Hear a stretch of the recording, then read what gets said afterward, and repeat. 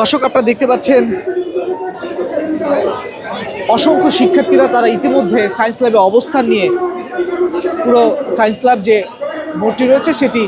অবরোধ করার কারণে ইতিমধ্যে কিন্তু পুরো যানজট লেগে গিয়েছে এই জায়গাটিতে এবং তারা তাদের অর্ডিন্যান্স জারির দাবিতে পূর্ব নির্ধারিত সময় অনুযায়ী কিন্তু এই শিক্ষার্থীরা তারা তাদের কর্মসূচি বাস্তবায়নের লক্ষ্যে এবং তাদের দাবি আদায়ের লক্ষ্যে কিন্তু তারা এই সায়েন্স ল্যাব মোড়ে অবস্থান নিয়েছেন এবং তারা বলছে যতক্ষণ পর্যন্ত তাদের দাবি আদায় মানা না হবে তারা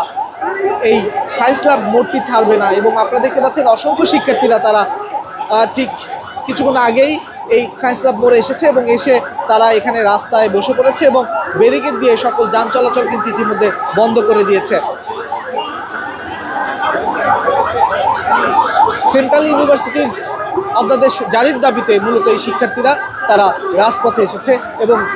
বিক্ষোভ করছে। এর আগেও কিন্তু তারা রাজপথে নেমে বিক্ষোভ করেছিল।